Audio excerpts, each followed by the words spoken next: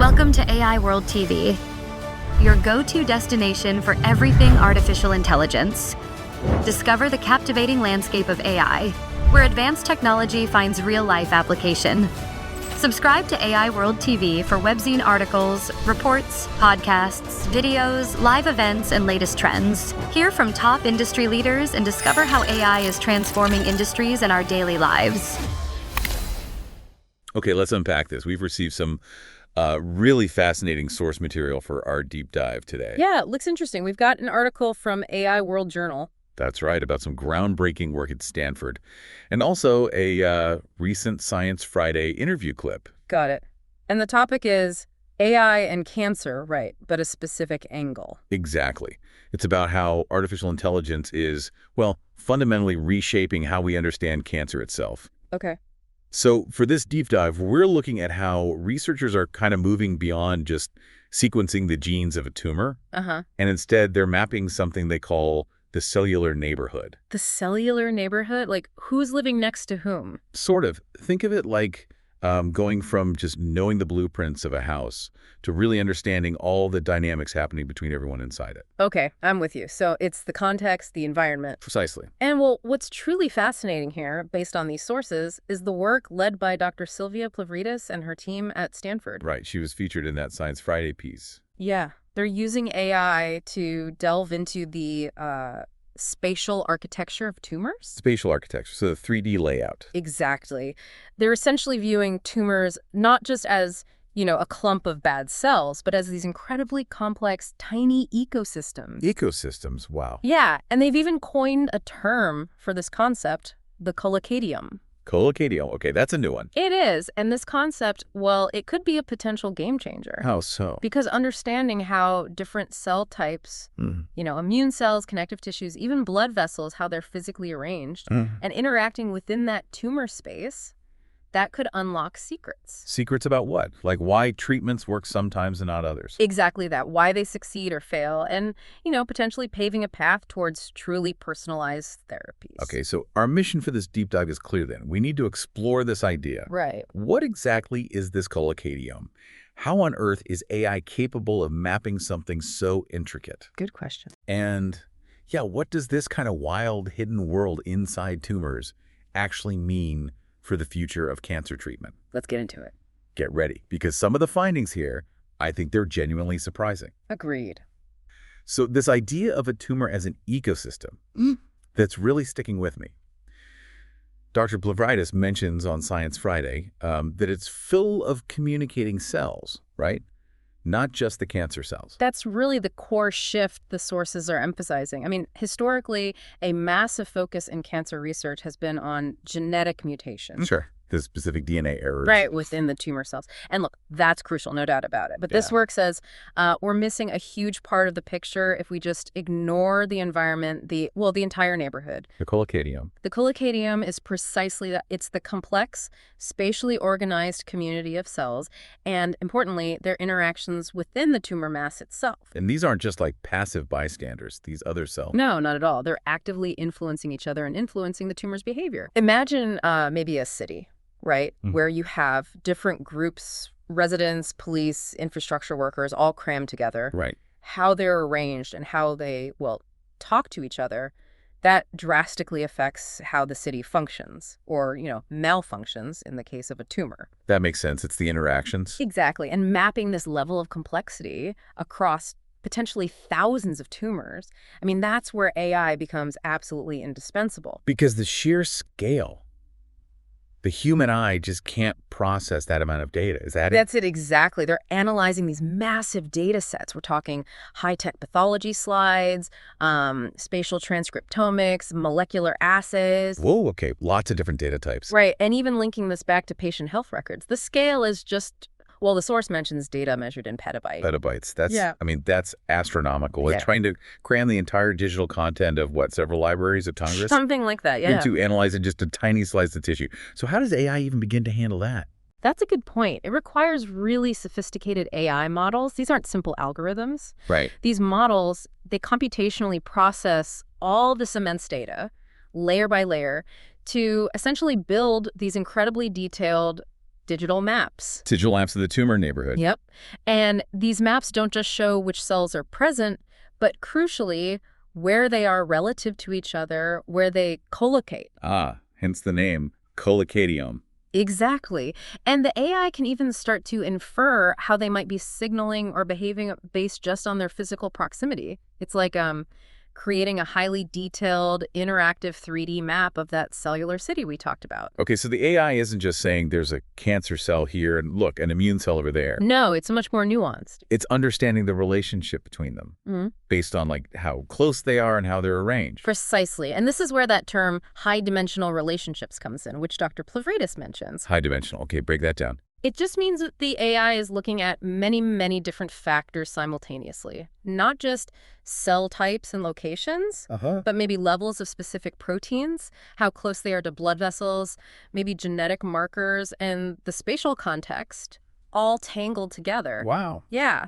And the AI helps untangle these really complex, multi-layered patterns that, even a highly skilled human pathologist looking through a microscope would struggle to quantify comprehensively. You are listening to the AI World Podcast, your trusted source for the latest innovations, insights, and trends in artificial intelligence, blockchain, fintech, and decentralized technologies. Each episode features expert interviews, engaging discussions, and in-depth analysis of how AI transforms industries worldwide.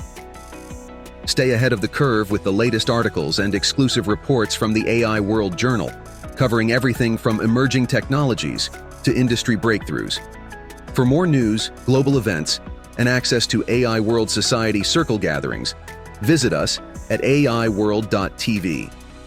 Don't forget to subscribe to stay informed, stay connected, and be part of the AI revolution with AI World Lounge. Thank you for listening. Especially across huge tissue samples or many patients. Okay, I can definitely see how AI is necessary then for actually mapping this colocateome. Right. It's just too much otherwise. Right. But let's get practical. What does this mean for actually treating someone with cancer? How does this spatial map translate into, real benefits? Yeah, good question. Well, one of the most immediate applications that the sources highlight is predicting which therapies might work best for a particular patient. Okay, like personalized medicine. Exactly. For instance, the source points out that the arrangement of immune cells right at the border, where the tumor is pushing into healthy tissue, that arrangement can be a really critical indicator. Like, is there a strong immune presence right there, ready to fight? Or is that border zone kind of devoid of defenders, an immune desert, so to speak? Okay. So for something like immunotherapy, which relies on the patient's immune system attacking the tumor, right, mapping the colocateome could actually tell you if the immune troops are even in the right position to launch an effective attack. Exactly. That's a great way to put it. The AI models can quantify these spatial arrangements with incredible accuracy. And look, this isn't just theoretical. No, the article mentions a study from 2021 from Dr. Plevritis' team. And this, for me, was one of those genuinely surprising facts you mentioned earlier. What did they find? Well, in breast cancer samples, they found that these spatial clustering patterns, basically how the cells were organized in the neighborhood, were more predictive of patient outcomes. More predictive. In response to therapy than traditional genetic profiling alone. Wow. Okay, hold on. More predictive than just looking at the cancer's genes. That's what the study suggested, yeah. That really underlines how critical this whole spatial dimension is, doesn't it? It's not just a nice-to-have detail. It seems absolutely central. But, mapping this colocateome at this level of detail, it sounds incredibly challenging from a technology perspective. I bet. It absolutely is, and the sources detail this. It requires these incredibly advanced imaging techniques. Like what? Things like multiplexed immunofluorescence or spatial transcriptomics. Think of these not like a standard photograph, but more like taking a picture where every single cell is tagged with, say, dozens or even hundreds of different colored markers simultaneously. Hundreds. On each cell. Potentially, yeah. Showing the location of specific molecules and proteins at the same time in situ. So it's not just seeing the cells, it's seeing their sort of molecular ZIP code and who their neighbors are all at once. Precisely. That's a really good analogy. And then, of course, as we touched on, you have the massive challenge of processing that immense amount of data. Right, the petabytes. Yeah. But, the good news here is that AI and computational power are advancing so rapidly. It's making this kind of analysis increasingly possible. So it's moving out of pure research labs. It's starting to bridge that gap, moving towards potential clinical tools. Still early days for widespread use, but the potential is huge. So ultimately then, this isn't really about AI replacing doctors or pathologists. No, not at all. That's not the goal. It's about giving them powerful new tools, like a new kind of microscope almost, to see things they just couldn't see before. That's the key takeaway, I think. The AI is there to support oncologists. It provides deeper, faster insights into the tumor's behavior based on its complex structure, its ecosystem. And that could lead to? Well, more personalized treatment strategies, hopefully. It could help identify patients who might benefit most from specific clinical trials. Okay. And potentially, looking further ahead, maybe even allow researchers to simulate how a specific tumor might respond to different drugs before they're even given to the patient. Wow, like a digital twin of the tumor's neighborhood. Yeah, sort of, yeah. It's really a fundamental shift enabled by this, synergy between biomedical science and cutting-edge computation. So we've taken a deep dive then into this incredible work, largely coming out of Stanford, seeing how AI is giving us this really unprecedented view of the tumor, not just cells, but a dynamic, spatially organized ecosystem, the colocateome. Yeah, and if we connect this to the bigger picture, this research, it really represents a profound shift in how we approach cancer. A shift away from just genetics. Well, not away from, but beyond a sole focus on genetics. Moving to understand the complex cellular neighborhood using this AI-powered spatial mapping, it just opens up entirely new avenues for personalized care. Right. It's about giving oncologists the power to make more informed decisions based on insights that are pretty much invisible to the human eye. And potentially predicting treatment response more accurately. Yeah, predicting response, maybe even simulating outcomes down the line. It's a really powerful example of how overcoming these massive computational challenges with AI can lead to genuine breakthroughs in biomedical science. It really makes it clear this isn't just, abstract science happening in a lab somewhere. No, it feels very tangible. It's research that holds the very real promise of changing how cancer is treated, offering new hope by making this incredibly complex disease less of a sort of black box and more of a landscape, I guess, that we can finally start to navigate and understand properly. Well said. And this, it raises an important question maybe for you listening to think about. Oh, yeah. If mapping these spatial relationships within something as complex as a tumor can reveal such critical hidden patterns about its behavior and treatment response, where else? Where else in complex biological systems, or maybe even in other complex data sets entirely, outside biology, might AI-driven spatial analysis unveil these profound insights that could just transform our understanding? The future of artificial intelligence is unfolding, and it's happening at AI World Week, the flagship global event for innovation, collaboration, and transformation. This flagship global AI event is designed to connect visionary leaders, trailblazing entrepreneurs, and influential thinkers to explore the endless possibilities of AI. Experience groundbreaking technology that redefines industries and inspires progress. Join thought-provoking discussions on ethical AI, digital equity, and the transformative role of technology in our world.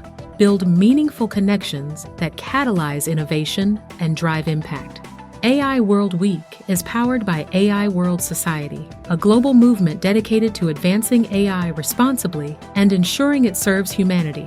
Together, we're shaping a smarter, more inclusive, and equitable future.